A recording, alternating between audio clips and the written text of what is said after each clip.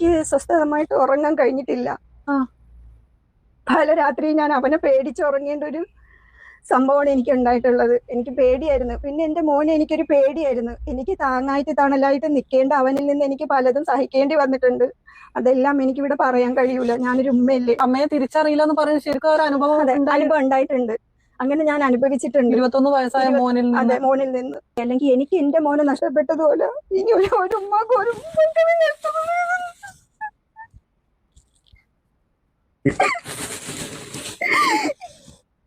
എനിക്ക് ആശ്രയാവേണ്ട ഒരു കാലത്ത് ഞാൻ ഇന്ന് ഒറ്റപ്പെട്ടു പോയി. എന്റെ മോനെ അത്രയും സ്നേഹി. എന്തൊരവസ്ഥയാണല്ലേ ആ ഉമ്മയുടേത്. സ്വന്തം മകനെ കുറിച്ച് ഇതുപോലെ വന്ന് ക്യാമറയ്ക്ക് മുമ്പിൽ സംസാരിക്കേണ്ടി വന്നു എന്ന് പറയുമ്പോൾ അത്രയും മോശം അവസ്ഥയിലൂടെ ആയിരിക്കും ആ ഉമ്മ കടന്നു പോയിക്കൊണ്ടിരിക്കുന്നത്. നമ്മുടെ സമൂഹത്തിൽ മതത്തിന്റെ പേര് പറഞ്ഞ് അങ്ങോട്ടും ഇങ്ങോട്ടും തമ്മിൽ തല്ലിക്കൊണ്ടിരിക്കുന്ന ആൾക്കാരൊക്കെ ഇതൊക്കെ ഒന്ന് കണ്ണു തുറന്ന് കാണണം. ഇതാണ് നമ്മുടെ സമൂഹത്തിന്റെ യഥാർത്ഥ നേർചിത്രം. ഈ രീതിയിൽ നമ്മുടെ സമൂഹം അധപ്പതിച്ചു പോയി കഴിഞ്ഞു, നശിച്ചു കഴിഞ്ഞു. ഇവിടുത്തെ യുവതികളും യുവാക്കളും ഒക്കെ തന്നെ ദിനം പ്രതി ഈ ലഹരി മരുന്നിൻ്റെയൊക്കെ പിടിയിലായിക്കൊണ്ടിരിക്കുകയാണ്, വലയിൽ വീണുകൊണ്ടിരിക്കുകയാണ്. വളർന്നു വരുന്ന ചെറിയ തലമുറ, ഈ ടീനേജേഴ്സ് ഒക്കെ ഉണ്ടല്ലോ, നമ്മുടെ ഇപ്പോഴത്തെ ടീനേജേഴ്സ്, അവരെല്ലാവരും തന്നെ ആപത്തിലാണ്. അത്രയും രൂക്ഷമായിക്കൊണ്ടിരിക്കുകയാണ് സിറ്റുവേഷൻ. നമ്മുടെ നാടിനെ ബാധിച്ചേക്കുന്ന ഏറ്റവും വലിയ വിപത്ത് ഏതാണെന്ന് ചോദിച്ചു കഴിഞ്ഞാൽ ഇതാണെന്ന് പറയാൻ വേണ്ടി സാധിക്കും. അത്രയും പരിതാപകരമായ അവസ്ഥയാണ്. ഇതൊക്കെ ഒന്ന് കണ്ണു തുറന്ന് കാണ്. സത്യത്തിൽ ഈ അമ്മയുടെ അവസ്ഥ വളരെ മോശമാണ്. സ്വന്തം മകനെ കുറിച്ച് ഈ രീതിയിൽ സംസാരിക്കേണ്ടി വരിക, അല്ലെന്നുണ്ടെങ്കിൽ പെറ്റമ്മയെ പോലും തിരിച്ചറിയാൻ പറ്റാത്ത രീതിയിലേക്ക് ഒരു മകൻ മാറി എന്ന് പറയുമ്പോൾ, പെറ്റമ്മയെ ലൈംഗിക ചുവയോടുകൂടി നോക്കുന്നു എന്ന് പറയുമ്പോൾ അത്രയും ബോധം കെട്ടുപോയി അവൻ. മനുഷ്യനെ മനുഷ്യനാക്കുന്ന ചില ഫാക്ടേഴ്സ് ഒക്കെ ഉണ്ട്.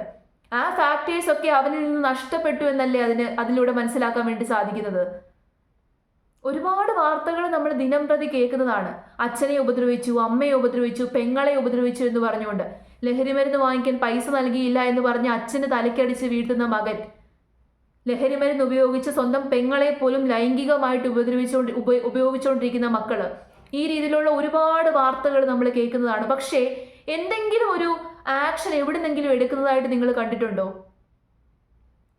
ഇപ്പം സ്കൂളുകളും കോളേജുകളുടെ ഒക്കെ തന്നെ പരിസരത്ത് ഒരുപാട് ഏജന്റുമാരുണ്ട് ഇതൊക്കെ വിൽക്കുന്ന.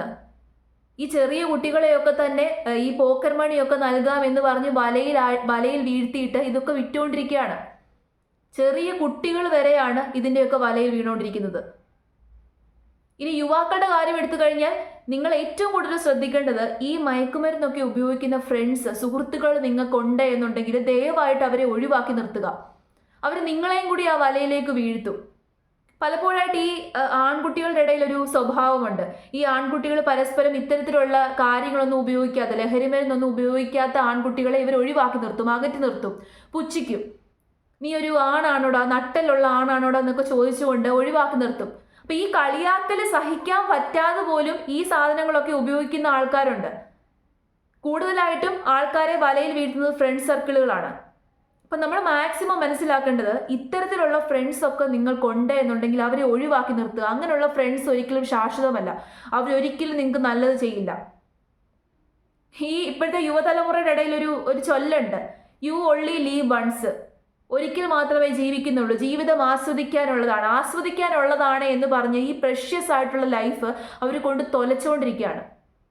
എന്തിനാണ് നിങ്ങൾ നശിപ്പിക്കുന്നത്? ജീവിതത്തിൽ ആസ്വദിക്കാനുള്ളതായിട്ടുള്ള, എൻജോയ് ചെയ്യാനുള്ളതായിട്ടുള്ള ഒരുപാട് കാര്യങ്ങളുണ്ട്. അതൊക്കെ പോയി എൻജോയ് ചെയ്യും.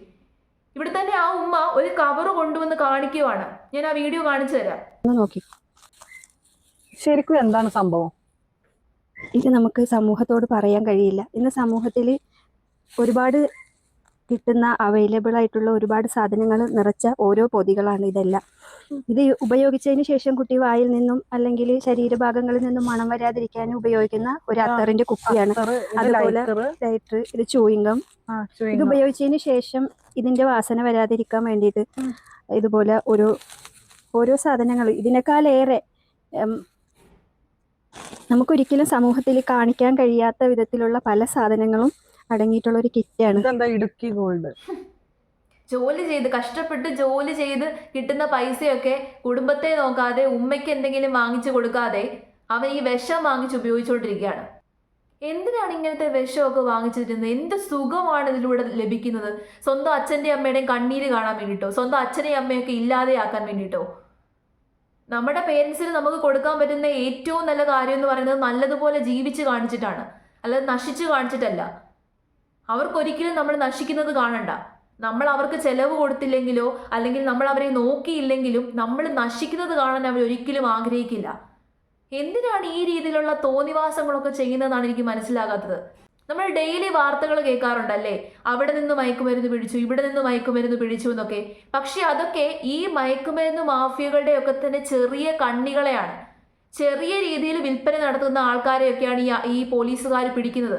പക്ഷേ ഇതിന്റെ വൻകിട മാഫിയകൾ നമ്മുടെ കേരളത്തിലുണ്ട്. എനിക്കൊന്ന് ഏറ്റവും കൂടുതൽ എറണാകുളം, കൊച്ചി സ്ഥലങ്ങളിലൊക്കെയാണെന്നാണ് എനിക്ക് തോന്നുന്നത്. അവിടെയൊക്കെ വലിയ വലിയ ആൾക്കാരുണ്ട്, ഇതിന്റെ വൻകിട മാഫിയ തലവന്മാര്. അവരെ ഒന്നും തന്നെ പോലീസുകാർ പിടിക്കില്ല, തൊടത്തില്ലല്ലോ. അതിനർത്ഥം എന്താ? ഗവൺമെന്റിന്റെ പോലും ഒത്താശയോട് കൂടിയിട്ടാണ് ഇവരൊക്കെ പ്രവർത്തിച്ചുകൊണ്ടിരിക്കുന്നത്. ഈ ചെറിയ ചെറിയ വ്യാപാരികളെ അല്ലെങ്കിൽ താഴത്തുള്ള കണ്ണികളെ മാത്രം പിടിച്ചുകൊണ്ട് ഇതൊന്നും അവസാനിപ്പിക്കാൻ വേണ്ടി പറ്റത്തില്ല.